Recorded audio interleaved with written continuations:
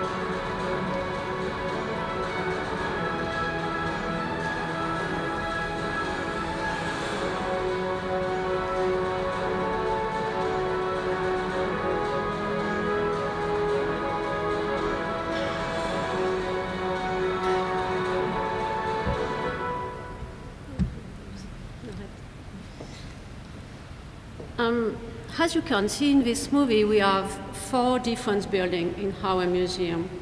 The oldest one, the Waco Glider, was inaugurated in 1964, and another one, the C-47 building, was inaugurated in 1983. The newest Operation Neptune was inaugurated in 2014, and the Ronald Reagan Conference Center in 2016. So our problem was that the scenography in the oldest building is based on artifacts in showcase and panels and also mannequin and Operation Neptune. So the new building is very immersive. You can board a plane, for instance, and you have sounds and light effects. So we really wanted to upgrade the interest of our oldest buildings for our visitors. So we thought that new technology could be an answer to upgrade our oldest building before a major renovation, but at that point it was the best solution. Our goal was to give more information to our visitors. We have a lot of footage, a lot of photos in our archives, but of course no possibility to give access to those archives to our visitors, so we have to find media for that.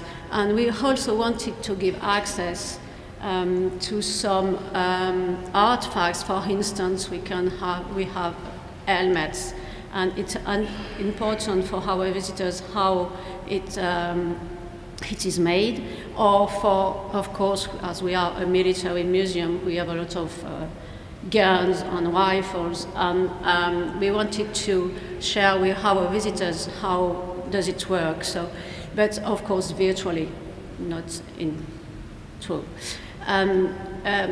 Another problem is that we have many foreigners visitors.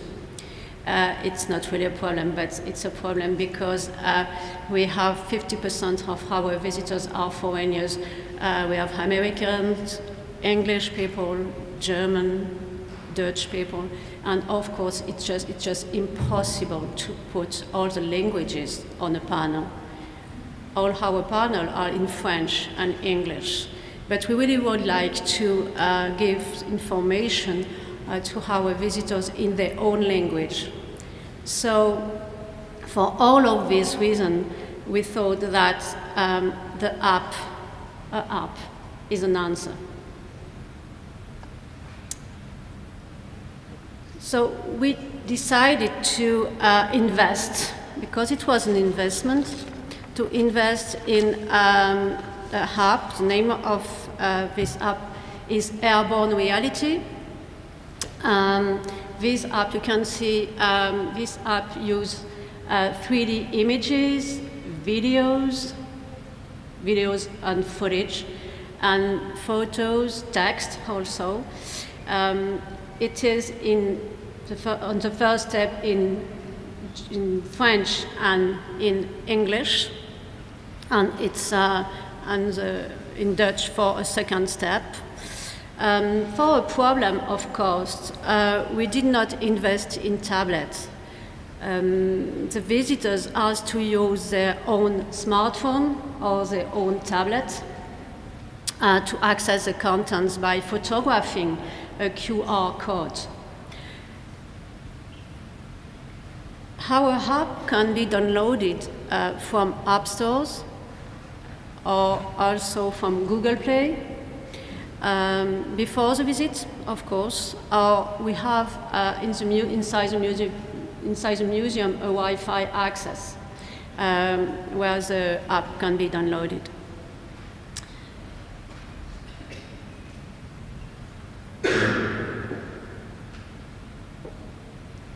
The limits of this app. The problem with this app is that because of the 3D images, the videos, Airborne Reality was very heavy.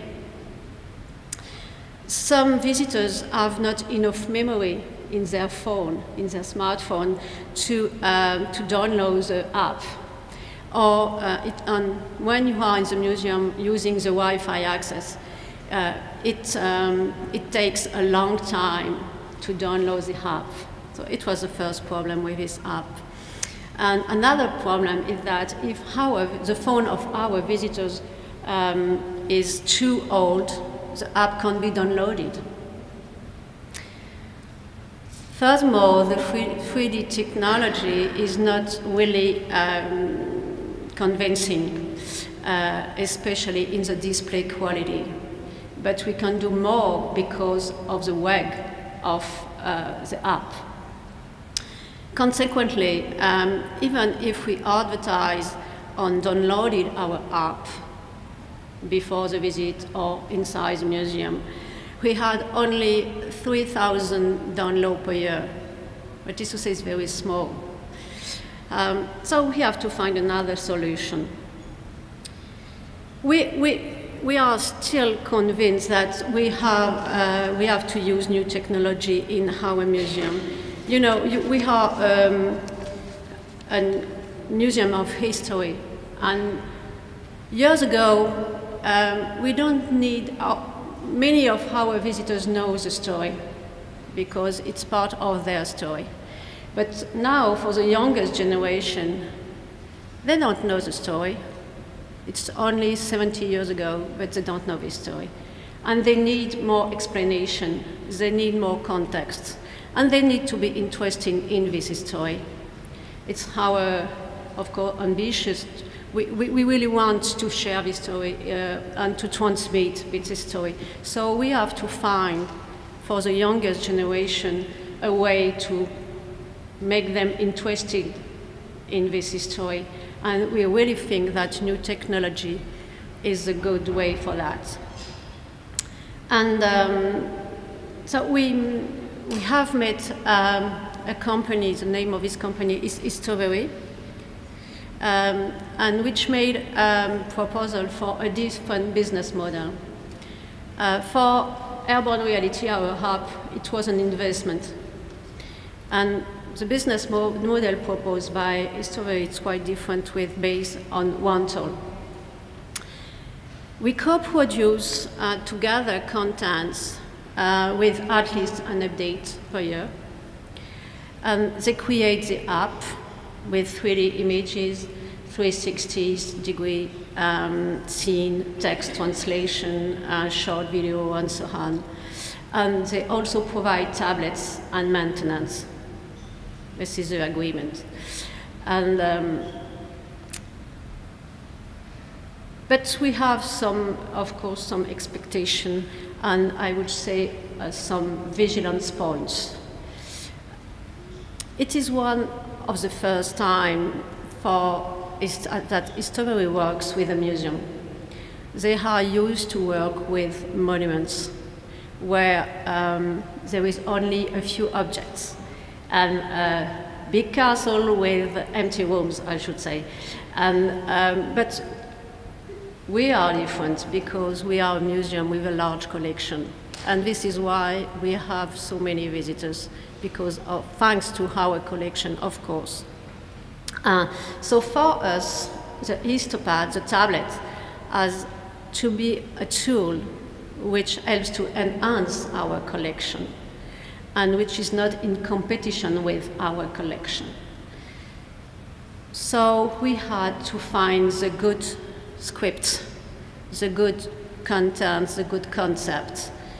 Finally, we decided the tablet will be a way to travel in space and in time, and not a way to describe our collection. It's another visit with the tablet. It's not in competition with our collection. But let's see a short movie, it will be more clear maybe.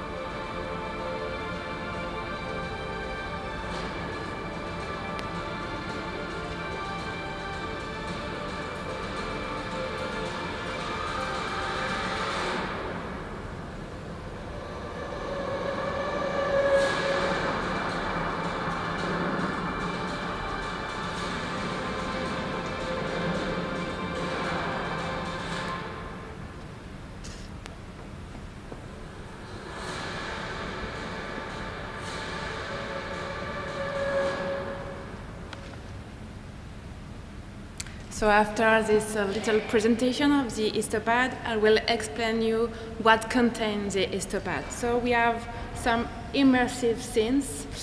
So for example, we have an immersive scene about a famous bottle near Sainte-Mère-Église, and also an immersive scene which presents a temporary hospital in the castle of La Colombière. And also, and as you can see just on the screen, an immersive scene about the landing zone of US gliders. As you can see, you are in 1944, and you can assist to the land of some US glider, which name is the Waco glider. You can also have the possibility to turn back into time. So you are in 2018. So you can see on the screen a big road between Cherbourg from Paris and all around the road, the countryside. And when you slide on 1944, you can see this, the landing zone of US glider. We have also a 3D technology. With the 3D technology, you can manipulate weapons, understand how it works. Also, you can, for example, if I keep this example of the Weko glider, you can see how works a Weko glider, because inside the museum, in the first building, we have a Weko glider, but of course this glider doesn't move. But in the museum we explain to our visitors that soldiers and also a jeep, a cannon, a trailer can enter in a glider. But inside the museum we don't understand that, because we see a glider with a little door, so the door is very convenient for a soldier, but not for a jeep. It's too tiny. But thanks to the Histopad, we can see a 3D animation, and we can see the cellular front of the glider. The cellular front lifts up, and a jeep or a cannon can enter inside the glider. So it's a very useful technology to explain that. We have also augmented reality. So in the first photo you can see a work, a bazooka, for example. So you can do 360 degrees to see how it works. So for the augmented reality, for example, you can we give the possibility to our visitor to access some part of the museum which normally it's impossible. So here you are in the tarmac, just near to the C-47 aircraft. I'm speaking about the second photo. And you can go in the cockpit of the C-47 aircraft, and you can click everywhere to see what is the button and what is the level of inside the cockpit, and so on. And you have the same things about the cockpit of the Weko glider, of course. We have also some interactivities and games which is very playful. So for example, we have a sort of a treasure hunt inside the tablets. Children and even adults can find out some war relics hidden in the tablet. So along their visit, they will try to find out some war relics and understand about some war relics. So for this example, it's for the last photo. We have also an histomaton. So our visitor can take some selfie with a uniform, for example, a paratrooper or nurse uniform, and we send it by email after the visit. And it's very interactive too, because in the fifth photo you can equip a paratrooper and see how the equipment is heavy. So it's you, visitor, that you equip your paratrooper. So we choose to give a tablet to every visitor of the Airborne Museum, except, of course, for the young girls. So children under 6 years old don't have a pad. For that, we had to increase a little our entrance rate. It represents 1.4 euros of increase, but we stay under 10 euros per adult. At the beginning, we had 3 languages, 4 languages in the tablet, so French, English, German, and Dutch, which are our main nationalities at the Airborne Museum. But with the first update in September, we added 2 languages, which are Italian and Spanish. So thanks to these 6 languages, the Histopad is aimed to the vast majority of our visitors. So for us, it's a real added value and a big competitive advantage compared to other museums near us. Now we have 400 pads, but next year we will have 500 pads, because next year it's a big year for us, because it will be the 75th anniversary of DILDE landings, so we expect many visitors.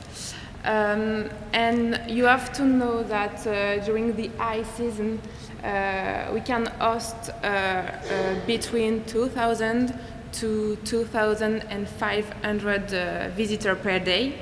So during this high season we use a pad around between 2 to 3 times per day. So, is it a success? Ta-da-da-da, suspense. So yes, we can say it's a success. So between May to October, we host 160,000 visitors and 95,000 histopads were being used. So why this gap?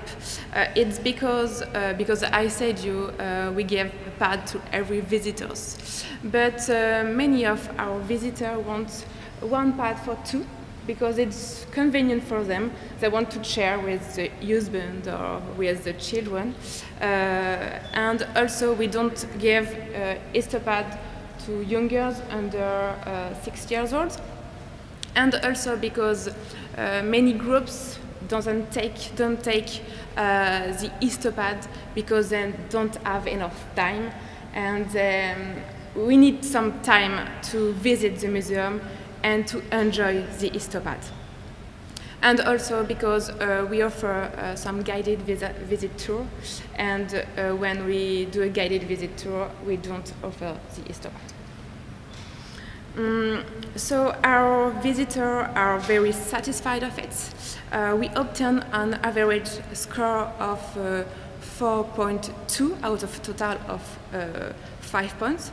So it's a good score for us, because it's the first year. We launched the histopad in May, so it's a pretty good score. As you can see, a comment. It was an amazing experience. We love the museum and the tablets. Histopad makes up for all Part Museum Lakes.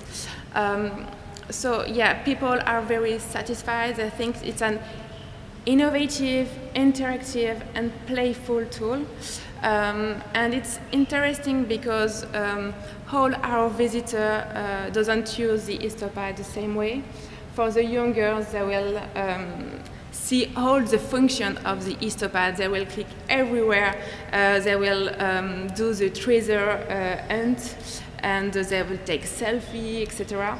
And for example, for elderly people, they will just stay on the main function of the tablet, so the immersive scenes, and they will click some buttons, little, but not too much, because they are very attached to collections. But I don't say that young girls don't see the collection. Be careful. The collection are a most important part of our museum, and histopad is just a very good tool. Thank you for your attention, and we stay available for any question after. Thank you.